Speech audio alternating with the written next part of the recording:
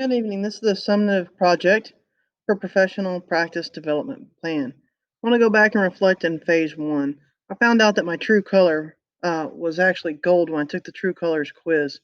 It's spot on for the type of athletic trainer that I was and the type of person as a teacher that I still am. I will always be on time for events, class, and whatever, if it not at least 5 to 10 minutes early, because that's what I believe. I believe that I'm found out that I was a rule follower, which that is the true color of being gold, and it bugs me, it irritates me when people don't follow the rules. And to try to make sure that I always do the right thing, especially the safety of athletes or in education when I need to stick to my code of ethics and following the one set forth by the state, especially the state of Texas and the Texas Education Agency. When I looked at phase two, I watched all three of those videos. I watched them several times. I think I annoyed my husband with how many times I watched them. But with each one, uh, I made a decision on the two I chose. I chose the ER case, the transplant case, and then the Gray's Anatomy Bubble Boy case. In the first case, I chose it because it had two ethical outcomes. The ER case, there were many times it seemed that the right thing to do was to follow protocol, but it was left out. It was riddled with the most ethical infringements as the patient's health unfortunately suffered from it, and the guy eventually died. Despain et al. In 2019 stated basically that emotional intelligence significantly impacts ethical behaviors, and I believe that that was the case in the ER case. That the emotions were just running so high. Nella was just trying to act how she thought Dr. Carter wanted her to do, just kind of on the fly and go and do her thing, but it wasn't the case, and it kind of failed her because the patient ultimately died. In the Gray's Anatomy Bubble Boy, there had a few ethical dilemmas that the doctors had to face, but not near as many as the ER case did, and not near the consequences either. The most present dilemma in the Gray's case, of the Bubble Boy, was the opportunity to use an experimental drug that had not yet been tested. That's what Dr. Bailey was wanting to do. The parents chose not to use it, even though at first they kind of were going to use it, and Bailey, was kind of pushing them there. But the physician that oversaw the study had only had the opportunity to use it on the patient and chose not to. This kind of made me look at COVID. You know, here we are forcing this vaccination on people. Anyway, story for another time.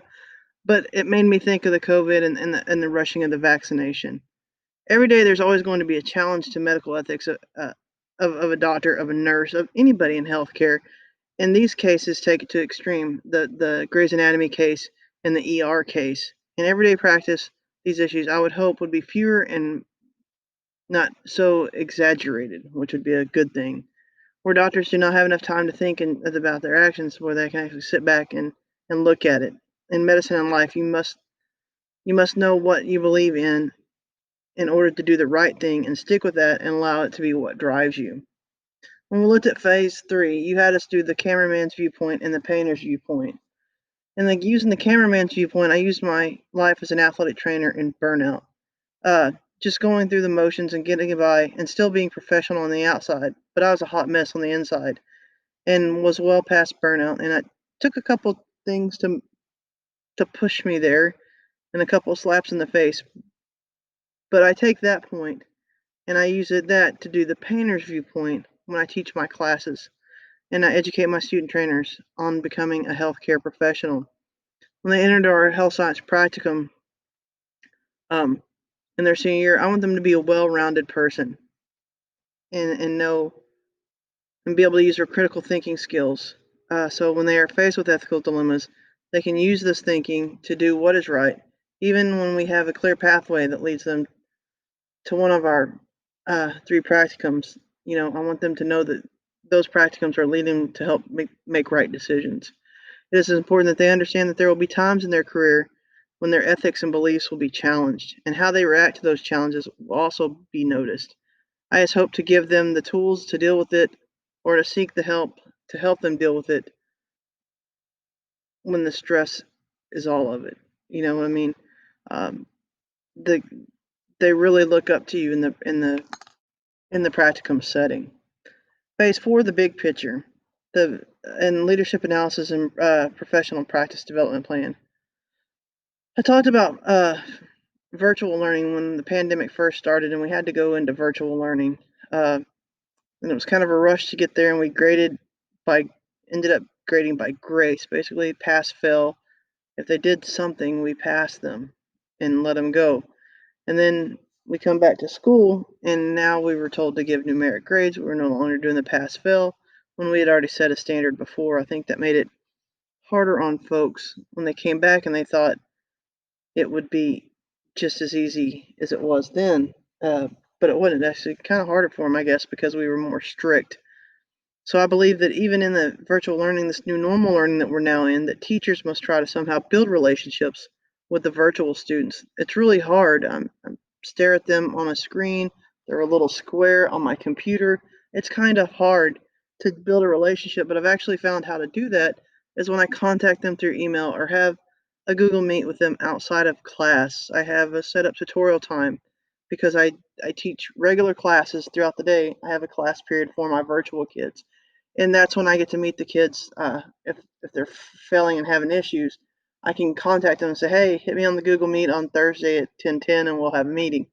And just emailing them, contacting them, I'm establishing relationships with them. And some of them, we actually did virtual Christmas cards.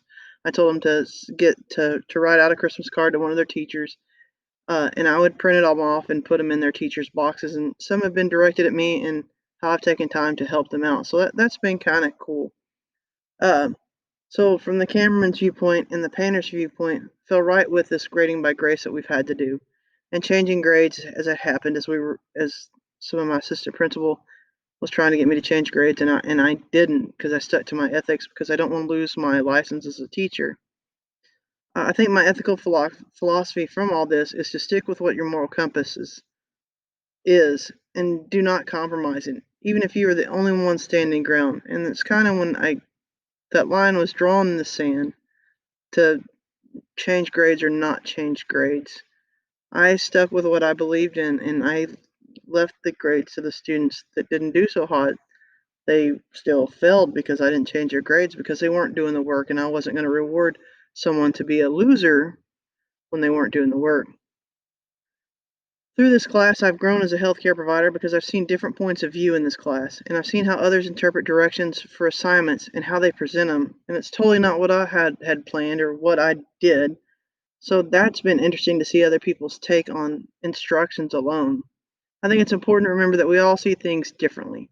That is evident in our discussion post, and that's one of the things I really like about this class. When all of the times we've had discussion posts, video, voice thread, or what have you, it's been interesting to see where people have come from.